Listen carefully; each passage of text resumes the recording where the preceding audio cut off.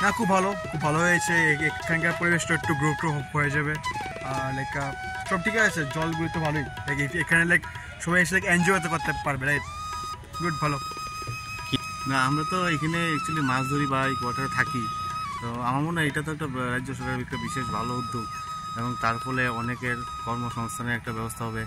Plus এই শহরের মাঝখানে এমন ধরনের অ্যামিউজমেন্টের একটা সুবিধা হবে। সবাই নৌকা দিয়ে, বাচ্চা থেকে শুরু করে বড় বয়স্ক সবাই, বা পার্কের এই চারিপাশ ঘোরা, এগুলো একটা পজিটিভ একটা উদ্যোগ আমার মনে হয়।